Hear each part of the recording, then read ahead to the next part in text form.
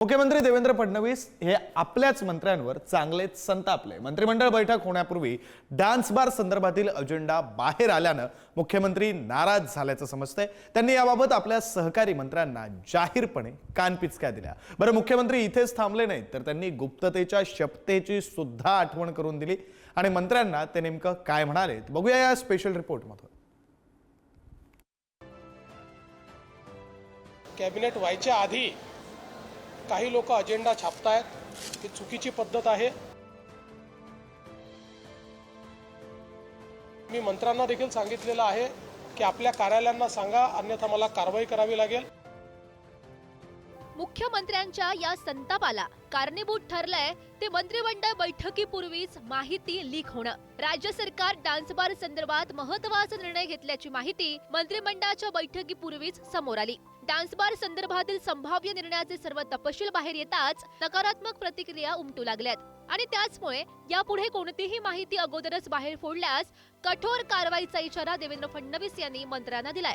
मंत्रिमंडळाच्या बैठकीपूर्वीच कार्यक्रम पत्रिकेची माहिती वृत्तपत्र, वृत्तवाहिन्यांवरून प्रसारित होते। मंत्रिमंडळ बैठकीमध्ये कोणते निर्णय होणार याची तपशीलवार माहिती दिली जाते। मंत्रिमंडळ बैठकीची कार्यक्रम पत्रिका गुप्त असते, मात्र संबंधित मंत्री अधिकाऱ्यांकडूनच माध्यमांना माहिती दिली जाते।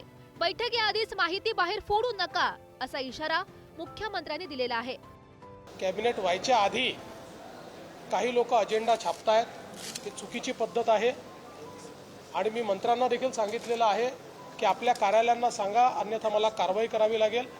कॅबिनेटचा अजेंडा हा त्या ठिकाणी पूर्णपणे गुप्त असतो, त्याचीच शपथ आपण घेतलेली आहे।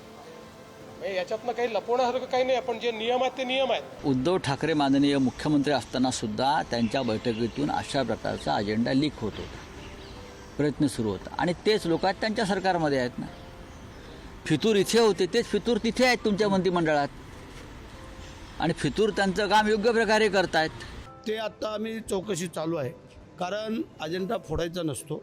ज्यावेळेला आमच्याकडे संध्याकाळी नोट येते, त्या नोट प्रत्येकाने आपापल्या मंत्र्यांनी आपल्याजवळ राखून ठेवायची असते। त्याचा PS असेल, OSD असेल, कोणी का असेल, त्यांनी तो उघड करायचा नसतो की उद्याच्या मीटिंगमध्ये काय विषय होणार आहे आणि जे आलेलं आहे ते कळल्यानंतर त्याच्यावरती कारवाई होईल, तो कोणी का असेल। म्हणजे प्रत्येक मुख्यमंत्री या सूचना देत असतात, परंतु आता त्यातले फितूर हा शब्द काही ठिकाणी वापरला आहे की मंत्रिमंडळात फितूर आहेत का? फितूर म्हणजे कोण? आता एक देवेंद्रजींच्या मंत्रिमंडळातील फितुरांचा शोध घेण्यासाठी जर त्यांना विरोधकांची आवश्यकता असेल तर आम्ही ते त्यांना देऊ की तुमचे फितूर कोण आहेत, त्यांचे नावं देऊ।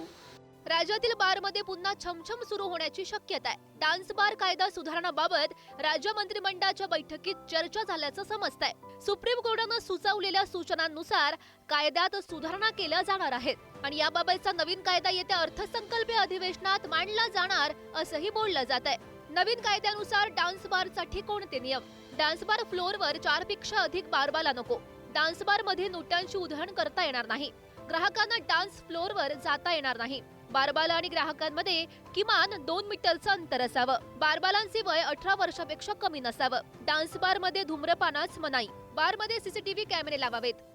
दिल्लीत मुजरा आणि गल्लीत गोंधळ या धर्तीवर काम करत आहे, त्यामुळे हा त्याचा पुरावा आहे की डान्स बारमधून काय झालं होतं, किती कुटुंब उद्ध्वस्त झाली, महिलांच्या संदर्भातल्या अनेक करुण कहाण्या त्या निमित्ताने आल्या।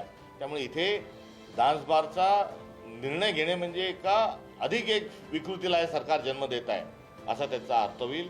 त्यांनी अजिबात असं करता कामा नये आणि असं जर ते करत असतील तर आम्ही त्याचा विरोध केल्याशिवाय राहणार नाही। डान्स बार सुरू करण्यासाठी सरकारने कोणतेही प्रयत्न केले तर त्याला आम्ही विरोध करू। मुंबई असेल, पनवेल असेल, ठाणे असेल, ऑर्केस्ट्राची परवानगी दिलेली असताना अनेक बारमध्ये डान्स बारपेक्षाही बदतर परिस्थिती आहे। उलट ती थांबवली पाहिजे। नव्यानं जर डान्स बार आणण्याचा प्रयत्न केला तर त्याला आम्ही ताकदीनं विरोध करू। 2005 मध्ये राज्यात काँग्रेस राष्ट्रवादीचं सरकार असताना तत्कालीन गृहमंत्री RR पाटील यांनी डान्स बार बंदीचा निर्णय घेतला होता। तरुणांमध्ये वाढती व्यसनाधीनता, बारबालांवर पैसे उधळण्याचे गैरप्रकार करणं, गुन्हेगारीत वाढ होणं अशा विविध कारणांनी ही बंदी घालण्यात आली होती। डान्स बार वरील बंदीच्या निर्णयाविरोधात डान्स बारचे मालक कोर्टामध्ये गेले होते. त्यानंतर सुप्रीम कोर्टानं डान्स बारवरील बंदी उठवत अनेक नियम अटी लागू केल्यात. डान्स बार बंदीवरून आतापर्यंत काय घडलं?